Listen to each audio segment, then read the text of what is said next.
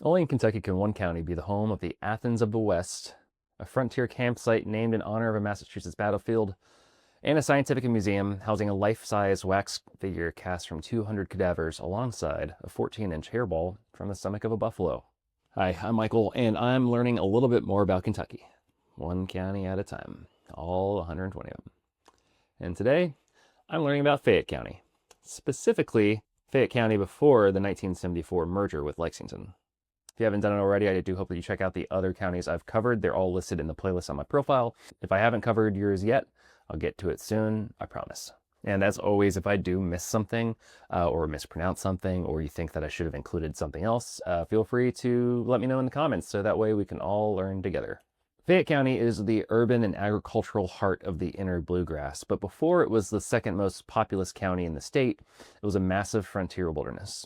It was established in May 1780 by the Virginia legislature, named for the Marquis de Lafayette, the French hero of the American Revolution. Back then, Kentucky was still a district of Virginia, and Fayette was one of the three original Kentucky counties alongside Jefferson and Lincoln. Its original boundaries were staggering, encompassing almost pretty much everything north and east of the Kentucky River. And if you look at the map from 1780, Fayette County basically covered what is now dozens of different counties. It wasn't until 1799 that it was carved down to the roughly 286 square miles we recognize today.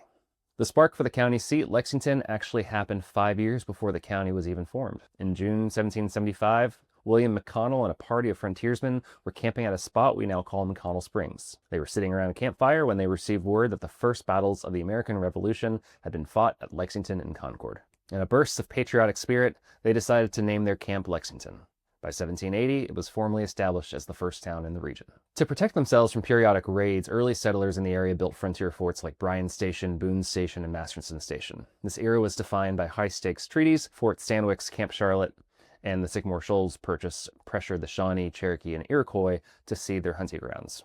This opened the bluegrass for pioneers who turned buffalo traces into narrow, winding roads that we still drive today. Lexington quickly earned the nickname Athens of the West because of its rapid intellectual growth.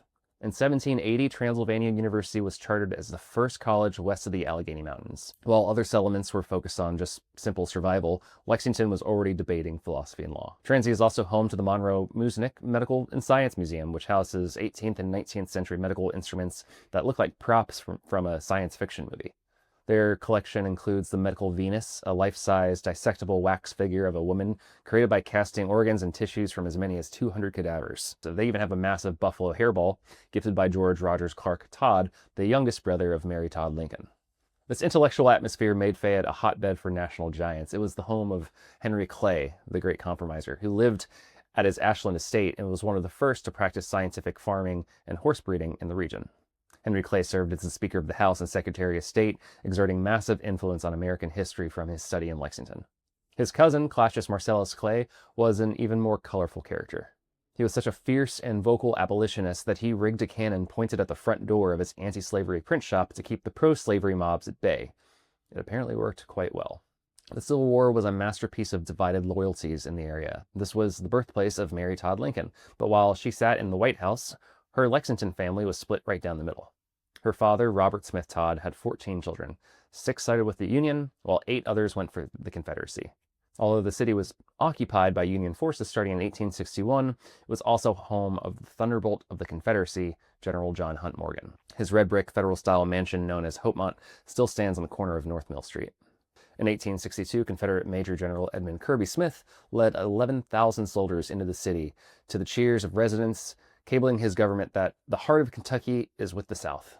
Yet the city would eventually become a Union stronghold, establishing a military prison and hospital that changed the character of the town for years.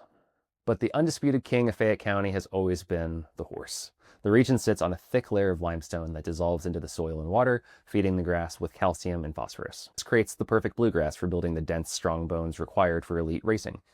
In 1809, the Lexington Jockey Club was formed, and the Kentucky Association followed in 1826. By 1936, the iconic Keeneland Racecourse opened to serve as a model for the sport, focusing on the integrity of the thoroughbred rather than just strictly gambling. It remains a time capsule of tradition where the Queen of England traditionally vacationed to house her thoroughbreds at Lane's End Farm. Even the great man of war was buried here in 1847 with a funeral that was broadcast on live radio to thousands of grieving fans. Fayette County has an interesting dark side as well, with a long history of hauntings. Transylvania University is said to be under a curse put on by the eccentric 19th century botanist Constantine Rafinesque after he was fired. Students in certain dorms have reported waking up to see a male figure in gym shorts standing at the foot of their bed before he vanishes into thin air. At the John Hunt Morgan House, visitors claim to see the spirit of John Wesley Hunt, who died suddenly in 1849 of disease. There's also Mammy James, the beloved nanny to the Morgan children. She was so respected that she was buried in the family plot, and legends say she still appears to sick children in the house, wearing her trademark red shoes and singing softly to them. Then there's the Gothic-style Loudon House, built in 1852, now home to the Lexington Art League. It's rumored to be haunted by a Victorian woman who leaves behind the scent of antique floral perfume and the faint strains of ballroom music. Even Henry Clay is said to still walk the halls at Ashland, leaning against the mantel in his black frock coat to survey the achievements of his life. Perhaps the most tragic ghost is Greta, a teenager who reportedly haunts the Blue Room at the mansion at Griffin Gate. Legend has it that Greta took her own life after being stood up for a date, and she still swings the chandeliers or slams the shutters if guests make her angry. The pre-murder era also gave us some interesting and weird landmarks, like the Dixie Cup Water Tower, built in 1958, and saved from demolition because pilots actually use it as a crucial point of reference for the Bluegrass Airport. There's Bondurant's Pharmacy, built in 1974 in the shape of a giant mortar and pestle, which now houses a drive-through liquor store. In 1817, a Bohemian immigrant named Anthony Philip Heinrich led the first performance of Beethoven's Symphony No. 1 ever heard in the United States, right there in a Lexington tavern. Lexington even had a town dog in the 50s named Smiley Pete. He was a local fixture whose daily routine included a hamburger and waffles at Brandy's Kitchen, a bowl of beer at the Turf Bar, and then popcorn at the Opera House. He was so beloved by so many folks that when he died in 1957, he was commemorated with a plaque at the corner of Limestone and Main. Economically, the pre-merger era saw the transition from hemp and tobacco farming to the modern knowledge economy. The University of Kentucky, established in 1865, became the county's largest employer, anchoring a massive healthcare and research sector. This growth led to the construction of Memorial Hall in 1929 and the opening of the Albert B. Chandler Hospital in the 50s. The county also faced a unique challenge: how to expand a city without destroying the horse farms that gave that region its identity. In 1958, Fayette County enacted the nation's first urban growth boundary.